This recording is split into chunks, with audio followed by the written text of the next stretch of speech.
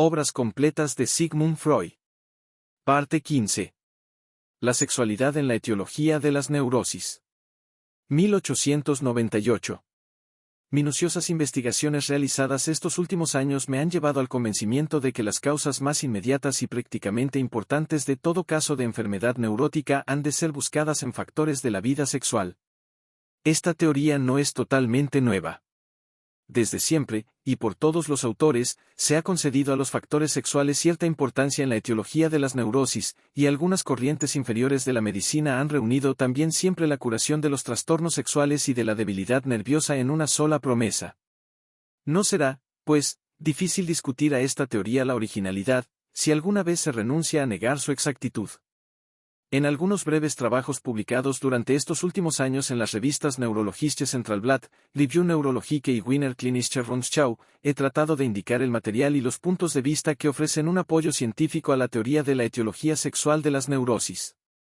Lo que no he llevado aún a cabo es una exposición detallada de tal teoría, porque al tratar de explicar el conjunto de datos efectivamente comprobados se nos plantean de continuo nuevos problemas, cuya solución exige una labor preparatoria aún no realizada.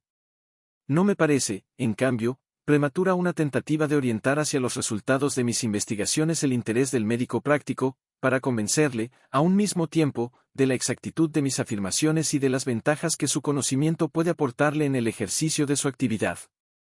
Sé muy bien que se intentará apartar al médico de este camino empleando argumentos moralistas.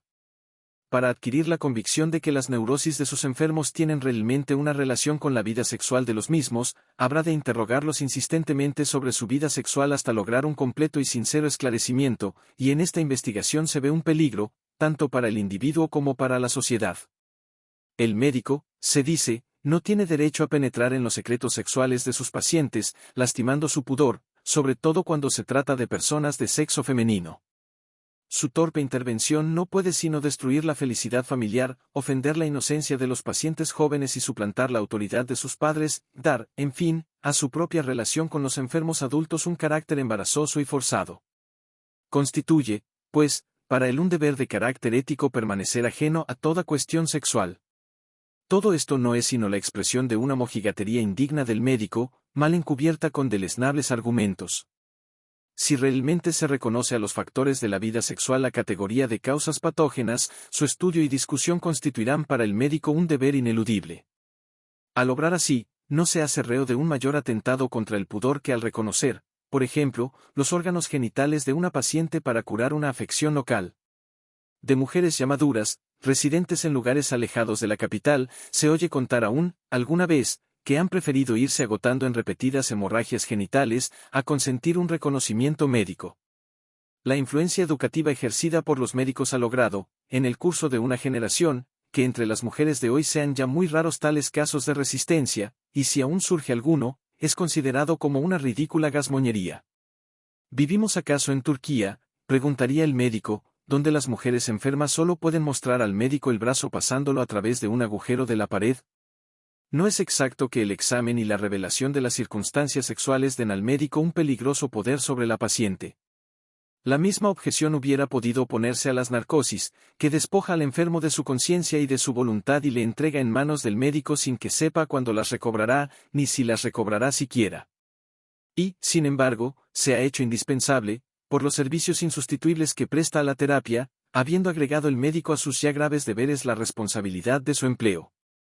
El médico puede siempre causar daños cuando carece de habilidad o de conciencia, pero lo mismo en cualquiera de sus intervenciones profesionales que en la investigación de la vida sexual. Naturalmente, aquellos que después de un severo examen de su personalidad no se concedan el tacto, la severidad y la discreción necesarios para el examen de los neuróticos, y sepan que los descubrimientos de orden sexual han de despertar en ellos un voluptuoso cosquilleo en lugar de un riguroso interés científico, harán muy bien en permanecer alejados del tema de la etiología de las neurosis. Por nuestra parte, solo les pedimos, además, que no se dediquen al tratamiento de enfermos nerviosos. Tampoco es exacto que los enfermos opongan obstáculos insuperables a una investigación de la vida sexual. Los adultos suelen poner término enseguida a sus vacilaciones, reflexionando que el médico puede saberlo todo. Para muchas mujeres, forzadas a ocultar en la vida de relación sus impulsos sexuales, constituye un alivio advertir que el médico antepone a todo su curación, estándoles permitido adoptar, por fin, alguna vez una franca actitud, puramente humana, ante las cosas sexuales. En la conciencia vulgar parece haber existido siempre un oscuro conocimiento de la importancia de los factores sexuales para la génesis de la nerviosidad. En mi consulta he presenciado numerosas escenas del tenor siguiente: se nos presenta un matrimonio. Uno de los cónyuges padece de neurosis. Al cabo de muchos rodeos y de reflexiones, tales como la de que si el médico quiere alcanzar algún éxito en estos casos ha de prescindir de ciertas convenciones, etc., les comunicamos nuestra sospecha de que el motivo de la enfermedad reposa en ciertas prácticas sexuales, antinaturales y dañosas, adoptadas por ellos después del último parto de la mujer. Ante estas palabras, uno de los cónyuges se dirige al otro y le dice: ¿lo ves? Ya te dije que eso me haría enfermar. Y el interpelado responde: también yo lo pensaba, pero, ¿qué íbamos a hacer? En otras distintas circunstancias ha de contentarse el médico con una menor sinceridad. Cuidará entonces de no afrontar la cuestión sexual sin una minuciosa preparación, de manera que no haya de demandar de la enferma esclarecimiento alguno previo, sino tan solo la confirmación de sus hipótesis. Aquellos que consientan ceñirse a mis indicaciones sobre la forma de traducir al lenguaje etiológico la morfología de la neurosis, no precisarán acudir, en gran medida, a las confesiones de los pacientes.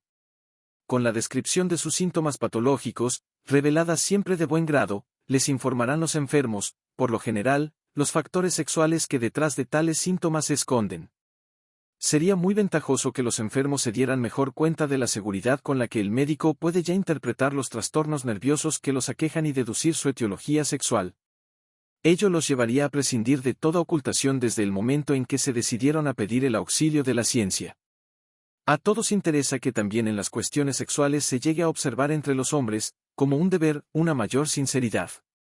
Con ello ganaría mucho la moral sexual. Actualmente, todos, enfermos y sanos, nos hacemos reos de hipocresía en este orden de cosas.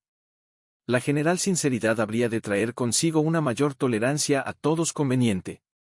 Algunos de los problemas debatidos por los neurólogos no han logrado atraer aún el interés de los médicos.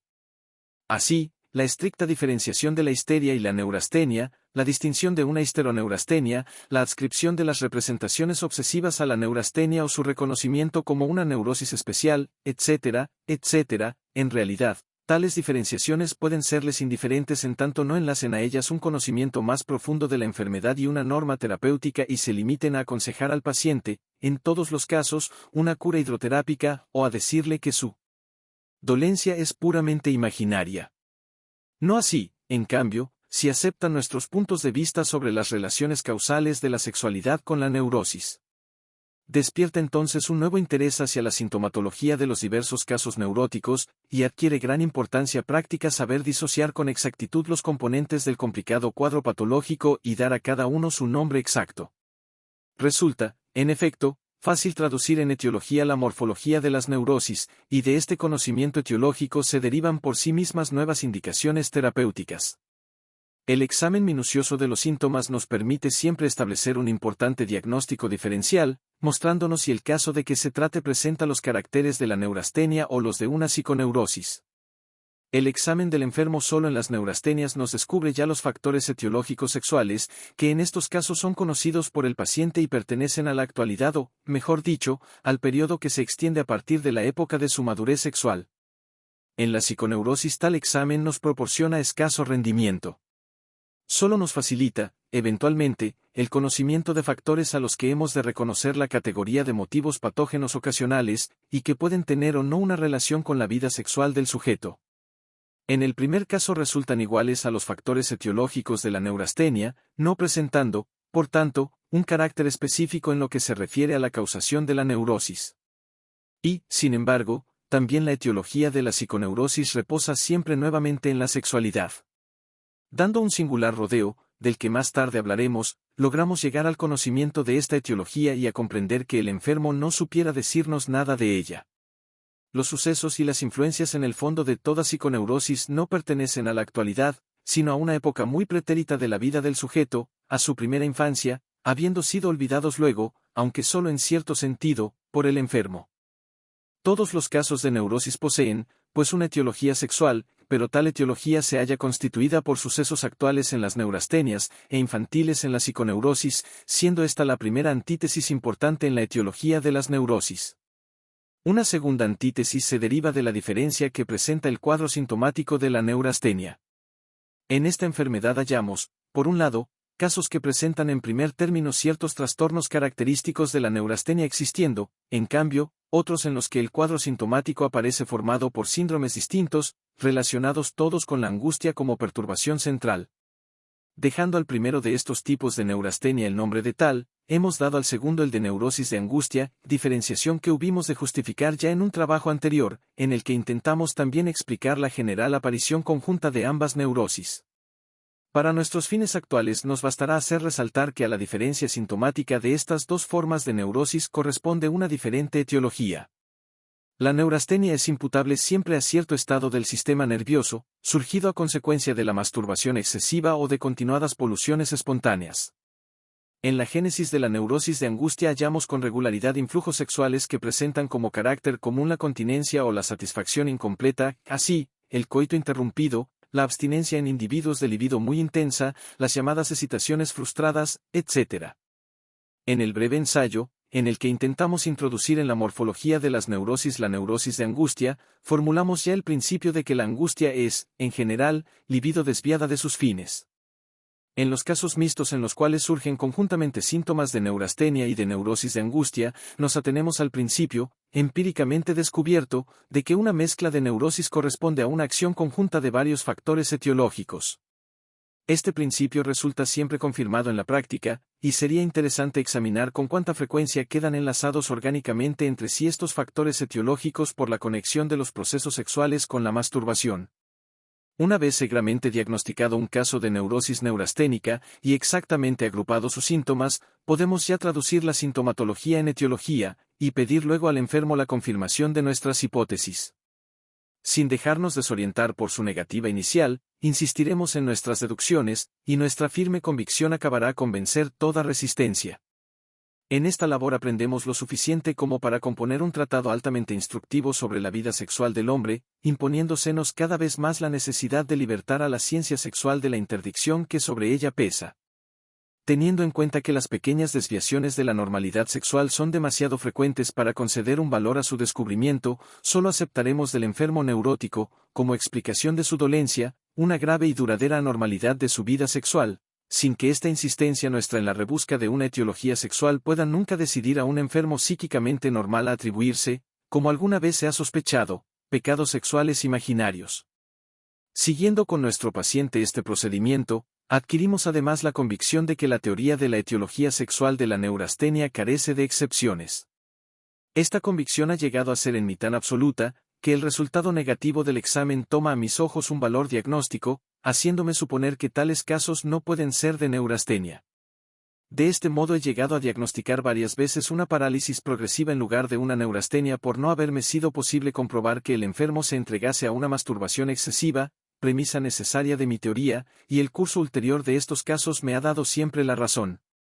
En otro enfermo, que sin presentar claras modificaciones orgánicas se quejaba de dolores de cabeza y dispepsia, y oponía a mis sospechas sexuales una firme y constante negativa, de cuya sinceridad no podía dudarse, se me ocurrió diagnosticar una supuración latente en una de las cavidades nasales, y un rinólogo confirmó totalmente este diagnóstico, deducido del examen sexual negativo, curando totalmente al enfermo por medio de una operación, en la que hubo de provocar la salida de una gran cantidad de pus fétido, contenido en la cavidad de Igmor.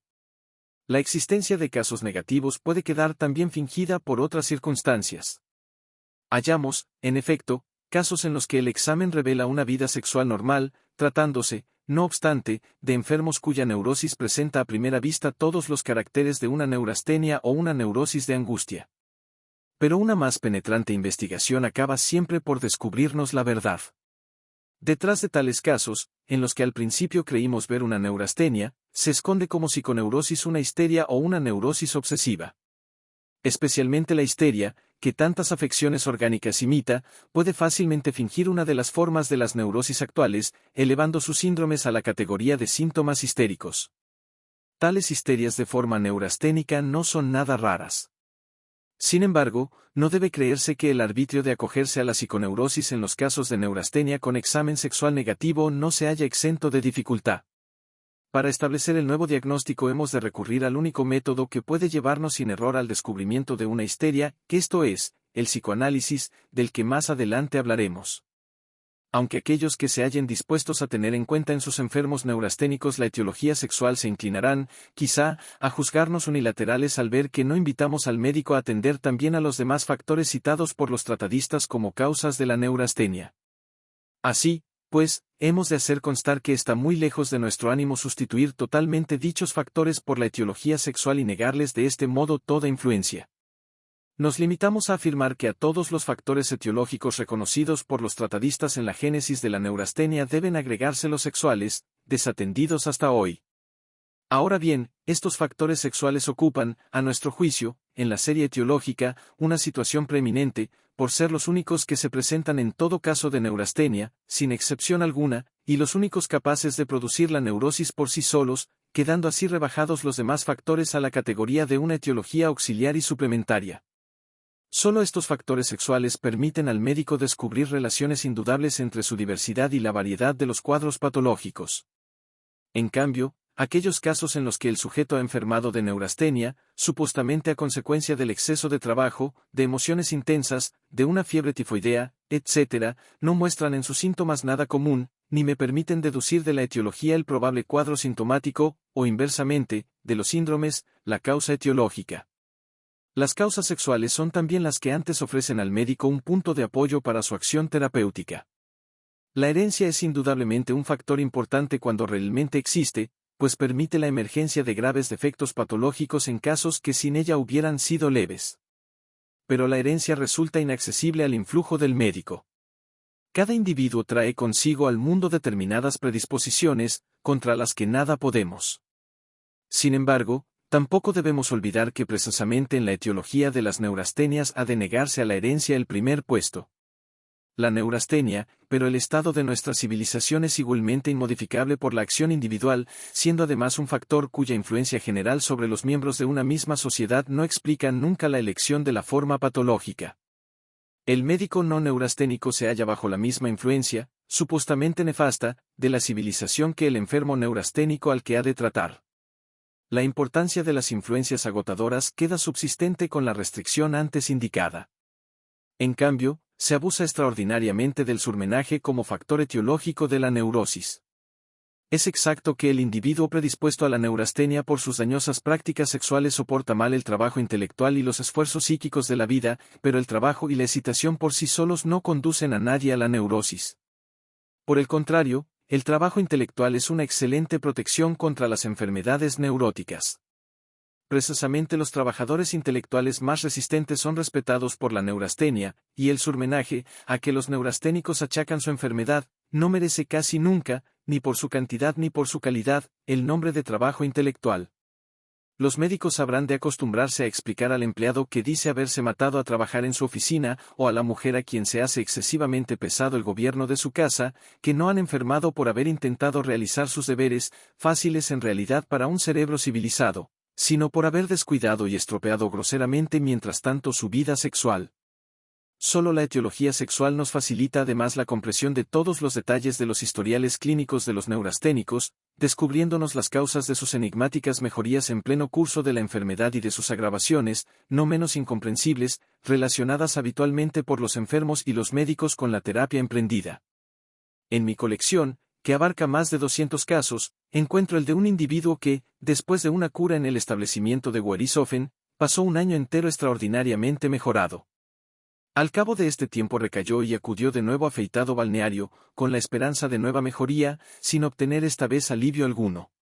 Una ojeada a la crónica familiar de este enfermo nos resolvió el doble enigma. 6 meses y medio después de su primer retorno de Werisofen tuvo su mujer un niño. Resulta, pues, que al separarse de su mujer para emprender la cura se encontraba aquella al principio de un embarazo aún ignorado, y a su retorno pudo el sujeto practicar con ella un comercio sexual normal. Pero cuando después del parto volvió a realizar el coito interrumpido, surgió de nuevo la neurosis, y la nueva cura no dio resultado alguno, toda vez que al volver a su casa hubo de continuar la práctica patógena. Otro caso análogo, en el que también se hizo posible aclarar un inesperado efecto de la terapia, resultó aún más instructivo por presentar una enigmática transformación de los síntomas de la neurosis. Un joven nervioso había sido enviado por su médico a un establecimiento hidroterápico excelentemente dirigido en busca de alivio de una neurastenia típica. El estado del enfermo comenzó enseguida a mejorar visiblemente, haciendo esperar que nuestro sujeto abandonaría el balneario convertido en partidario entusiasta de la hidroterapia. Pero en la sexta semana sobrevino un cambio. El enfermo no toleraba ya el agua, se hallaba cada vez más nervioso, y al cabo de 2 semanas más abandonó el establecimiento. Cuando luego acudió a mí, quejándose de tal engaño de la terapia, hice que me enterase de los síntomas que le habían atacado en medio de la cura, comprobando en ellos un cambio singular. Al llegar al balneario sufría pesadez de cabeza, dispepsia y cansancio, y los síntomas que interrumpieron la cura habían sido excitación, ataques de opresión, vértigos al andar e insomnios. Pude entonces decirle lo siguiente, que es usted injusto con la hidroterapia. Como usted sabe muy bien, su enfermedad se debe a una continuada masturbación. En el balneario ha cesado usted de practicar este género de satisfacción sexual, y ha obtenido con ello una rápida mejoría. Pero cuando ya empezaba a sentirse bien acometido usted la imprudencia de entablar, quizá con una señora del mismo balneario, unas relaciones que solo podían conducir a excitaciones sexuales sin satisfacción ulterior. Tales relaciones, y no una repentina intolerancia de la hidroterapia, le han hecho recaer en su enfermedad. De su actual estado deduzco además que todavía continúa usted viendo aquí, en la capital, a dicha señora. El enfermo confirmó punto por punto mis palabras. La terapia actual de la neurastenia, tal y como es practicada en los mejores balnearios, tiende a conseguir el alivio de los estados nerviosos, tonificando y tranquilizando al paciente. A mi juicio, solo puede reprochársele el desatender las condiciones sexuales del caso. Mi experiencia me inclina a desear que los médicos directores de tales establecimientos se den clara cuenta de que sus enfermos no son víctimas de la civilización o de la herencia, sino, sit venia verbo, inválidos de la sexualidad. De este modo se explicarían mejor tanto sus éxitos como sus fracasos, y tenderán además a alcanzar nuevos resultados positivos, encomendados hoy al azar o a la conducta espontánea del enfermo.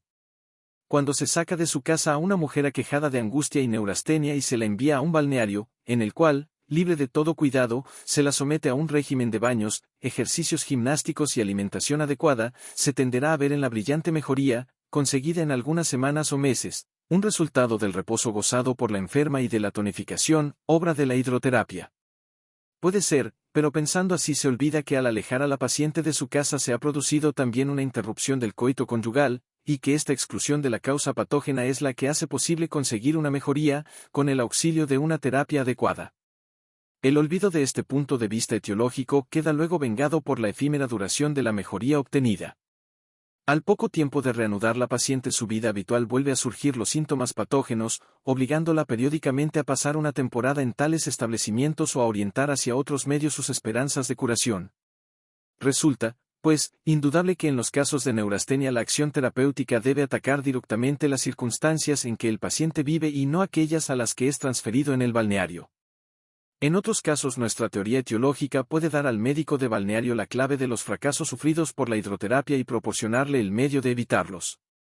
La masturbación es en las muchachas púberes y en los hombres maduros mucho más frecuente de lo que se cree, y resulta dañosa, no solo por dar origen a síntomas neurasténicos, sino por mantener a los enfermos bajo el peso de un secreto vergonzoso.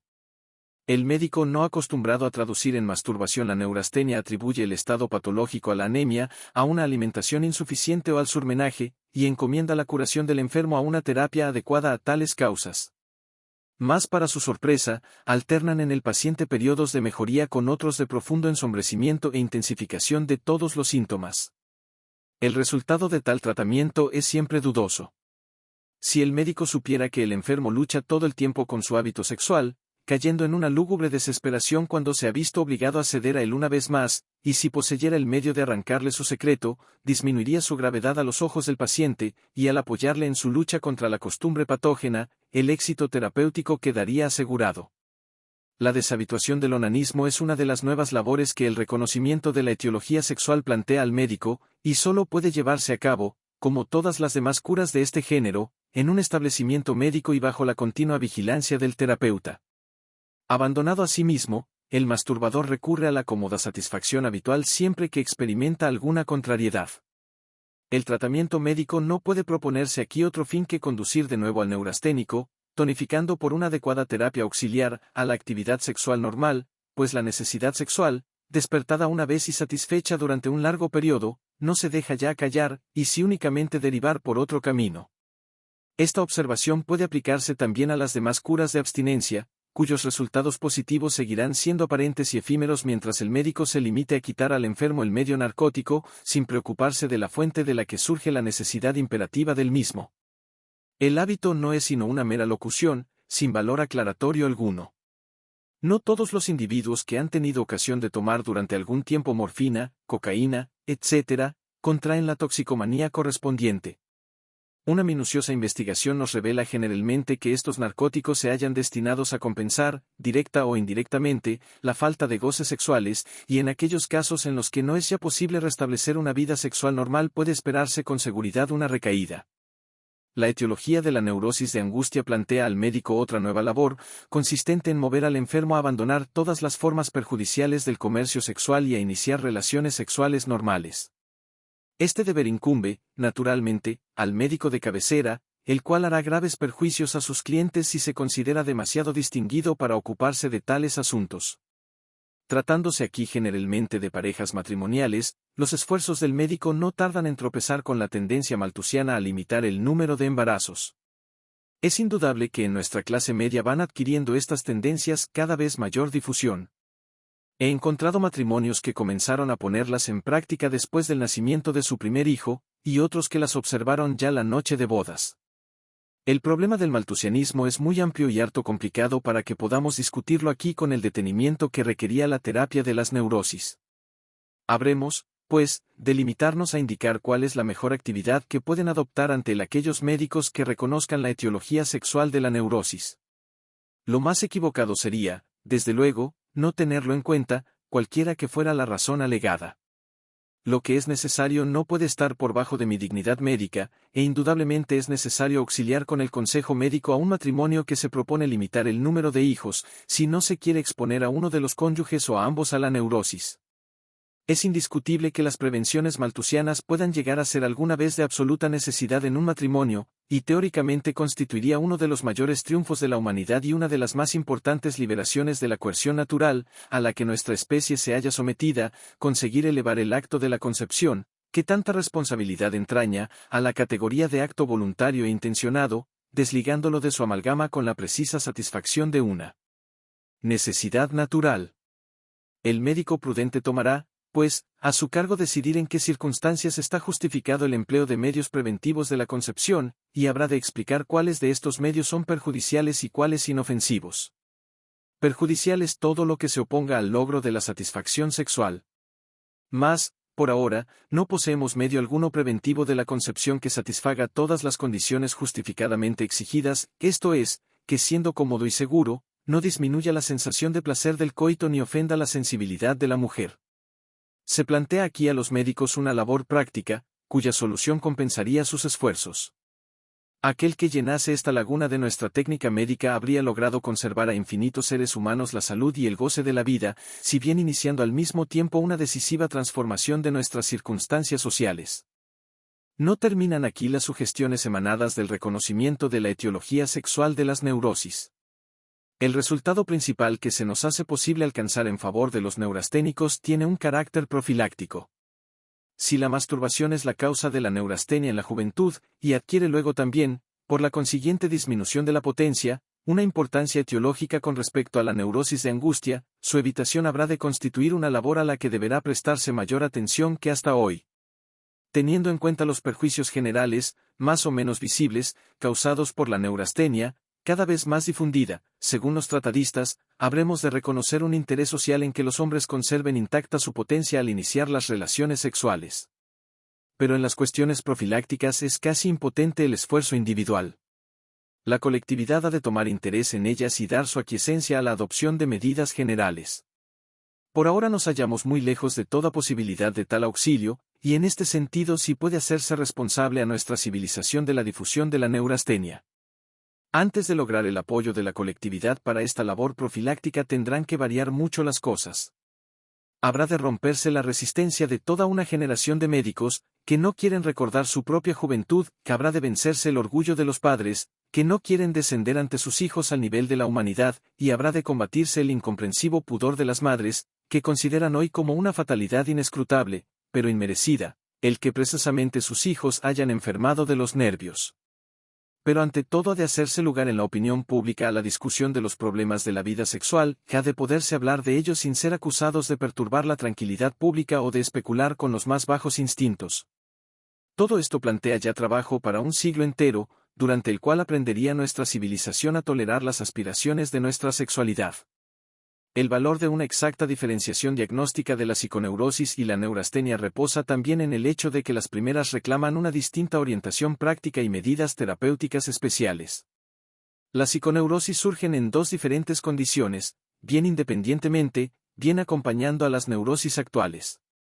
En este último caso nos hallamos ante un nuevo tipo, muy frecuente, de neurosis mixtas.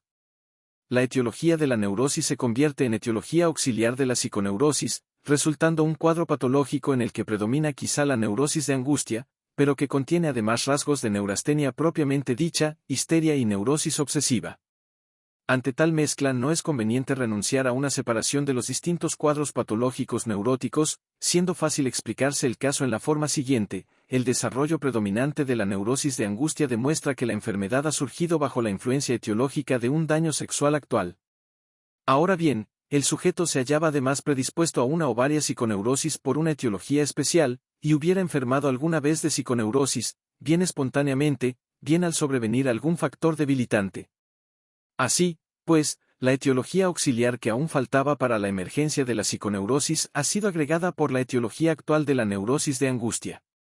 Para tales casos se ha impuesto justificadamente como práctica terapéutica la de prescindir de los componentes psiconeuróticos del cuadro patológico y tratar tan solo la neurosis actual. En muchos de ellos se consigue dominar también la neurosis adjunta combatiendo adecuadamente la neurastenia.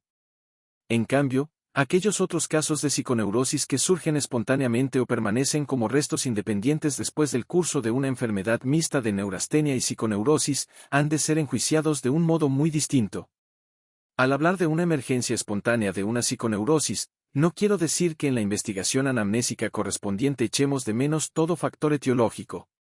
Así puede, en efecto, suceder, pero puede también señalársele un factor indiferente, por ejemplo, una emoción, la debilidad consiguiente a una enfermedad orgánica, etc.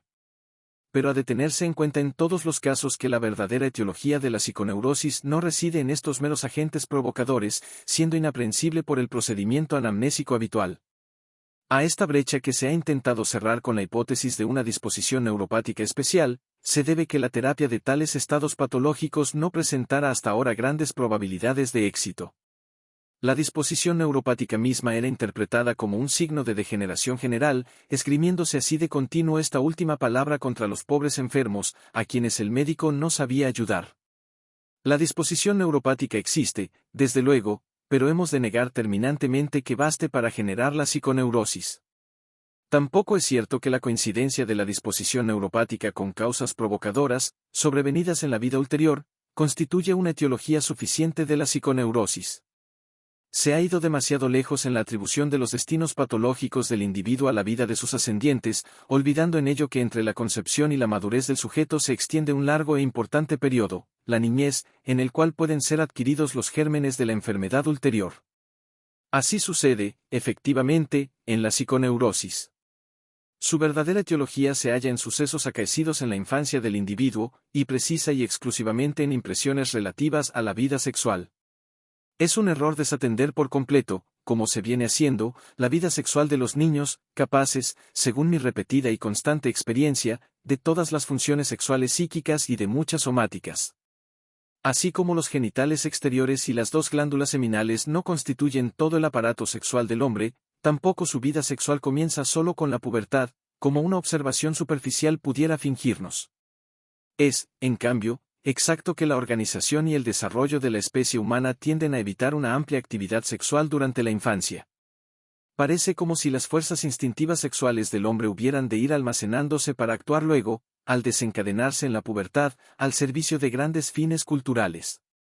Esta circunstancia nos explica, quizá, por qué las experiencias sexuales de la infancia han de tener un efecto patógeno. Pero la acción que tales experiencias desarrollan en la época de su acaecimiento es insignificante, siendo mucho más intensa su acción ulterior, que puede iniciarse en épocas más tardías de la vida individual. Esta acción ulterior parte luego de las huellas psíquicas dejadas por los sucesos sexuales infantiles. En el intervalo entre tales impresiones y su reproducción, tanto del aparato sexual somático como el aparato psíquico han experimentado un importante desarrollo, y de este modo la acción de aquellas tempranas experiencias sexuales provoca una reacción psíquica anormal, surgiendo productos psicopatológicos. Podemos ya indicar los factores principales en los que se apoya la teoría de la psiconeurosis, la acción ulterior y el infantilismo del aparato sexual y del instrumento psíquico. Para facilitar una verdadera comprensión del mecanismo de la génesis de la psiconeurosis se haría precisa una más amplia exposición. Ante todo sería inevitable presentar determinadas hipótesis, que creo totalmente nuevas, sobre la composición y el funcionamiento del aparato psíquico. En un libro que ahora preparo sobre la interpretación de los sueños tendré ocasión de plantear tales fundamentos de una psicología de las neurosis. El sueño pertenece, en efecto, a aquella misma serie de productos psicopatológicos en la que incluimos las ideas histéricas fijas, las representaciones obsesivas y las ideas delirantes.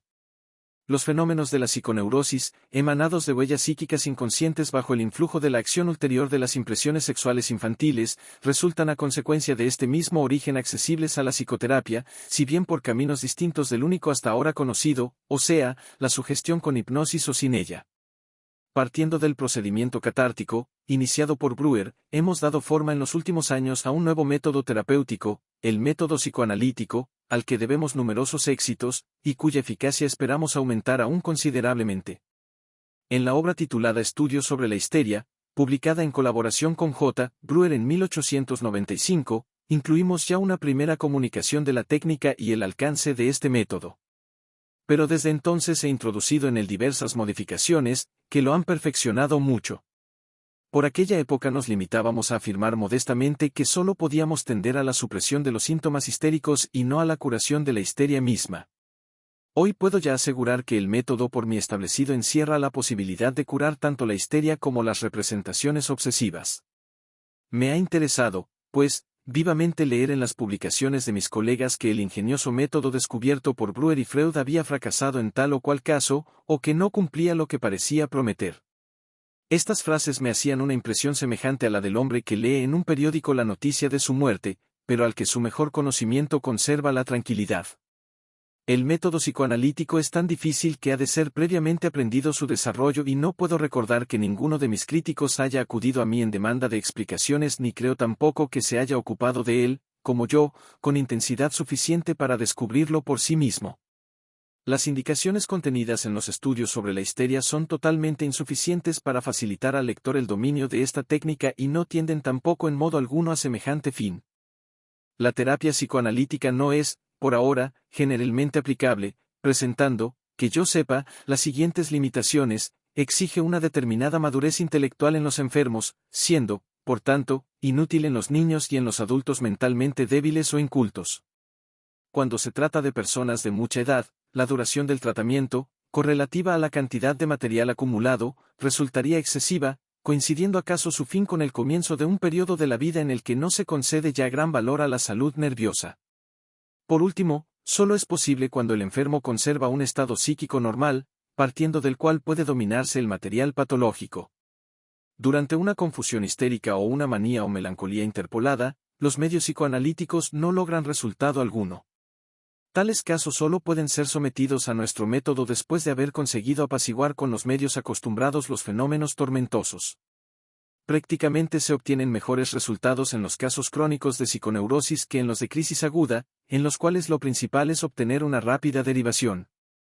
De este modo el terreno más favorable para la nueva terapia está constituido por las fobias histéricas y las distintas formas de la neurosis obsesiva. Esta limitación de nuestro método se explica en gran parte por las condiciones en que hemos tenido que desarrollarlo. El material clínico de que disponemos está formado por nerviosos crónicos, pertenecientes a la clase cultivada. Creo muy posible la constitución de procedimientos suplementarios para sujetos infantiles y para el público de los hospitales. He de indicar también que hasta ahora solo he probado mi terapia en graves casos de histeria y de neurosis obsesiva. No sé, por tanto, cuál sería su eficacia en aquellos casos leves que parecen curar al cabo de algunos meses de un tratamiento cualquiera. Como es natural, una terapia nueva, que exige múltiples sacrificios, no podía contar sino con enfermos que habían ensayado ya sin resultado los procedimientos oficialmente reconocidos o cuyo estado justificaba el temor de que tales métodos, más cómodos y breves, resultarían ineficaces. De este modo me he visto obligado a afrontar desde un principio, con un instrumento aún imperfecto, las más difíciles tareas. En compensación, los resultados obtenidos presentan así una mayor fuerza probatoria. Las dificultades principales que aún se oponen a la terapia psicoanalítica no se debe ya a sus propias características, sino a la incomprensión de la esencia de la psiconeurosis, tanto por parte de los médicos como del público en general. Esta absoluta ignorancia justifica que los médicos se crean con derecho a consolar a los enfermos con vanas seguridades o a hacerles aceptar inútiles medidas terapéuticas. Venga usted a pasar 6 semanas a mi sanatorio y desaparecerán sus síntomas. En realidad, tales establecimientos son indispensables para el apaciguamiento de los ataques agudos emergentes en el curso de una psiconeurosis, más para la curación de los estados crónicos resultan totalmente ineficaces, y tanto los sanatorios más distinguidos, supuestamente dotados de una dirección científica, como los balnearios más vulgares. Sería más digno y más tolerable para el enfermo que el médico dijese la verdad, tal y como todos los días se le impone, la psiconeurosis no son nunca enfermedades leves. Una vez iniciada una histeria, nadie puede predecir cuándo terminará. Por lo general, se consuela al enfermo con la vana profecía de que su dolencia desaparecerá un día de repente. La curación no es, con frecuencia, sino un acuerdo de tolerancia recíproca, establecido entre el hombre sano y el enfermo que en sí lleva el paciente, o resulta de la transformación de un síntoma en una fobia. La histeria, trabajosamente ocultada, de una muchacha reaparece, después de una breve interrupción, durante los primeros tiempos felices del matrimonio, siendo ahora el marido, como antes la madre, quien se encarga de silenciar, por interés propio, la enfermedad. Cuando la enfermedad no trae consigo una incapacidad manifiesta, produce siempre, por lo menos, una imposibilidad de desplegar libremente las energías psíquicas. Las representaciones obsesivas retornan una y otra vez a través de toda la vida, y la terapia se ha demostrado hasta ahora impotente contra las fobias y otras limitaciones de la voluntad. Todo esto es ocultado a los profanos, y de este modo el padre de una muchacha histérica se espanta cuando ha de prestar, por ejemplo, su aquiescencia a un tratamiento de 1 año de duración para una enfermedad cuyos primeros signos han parecido desvanecerse al cabo de unos meses. El profano se halla íntimamente convencido de la superfluidad de todas estas psiconeurosis, y no soporta con paciencia el curso de la enfermedad ni se muestra dispuesto a los sacrificios exigidos por la terapia. Si ante un tifus de 3 semanas de duración, o la fractura de una pierna, cuya curación exige 6 meses, se conduce más comprensivamente, y si al advertir en sus hijos las primeras huellas de una desviación de la columna vertebral acepta en el acto un tratamiento ortopédico que ha de durar años enteros, esta diferente actitud se debe a una mejor comprensión de los médicos, que transfieren honradamente su labor al profano. La sinceridad de los médicos y la docilidad de los profanos se extenderán también a la psiconeurosis, una vez que el conocimiento de la esencia de estas afecciones llegue a ser del dominio médico común. De todos modos, el tratamiento radical psicoterápico de las mismas necesitará siempre una preparación especial y será incompatible con el ejercicio de otra actividad médica. En cambio, tales especialistas médicos, numerosos seguramente en lo futuro, hallarán ocasión de brillantes éxitos y llegarán a un profundo conocimiento de la vida anímica de los hombres.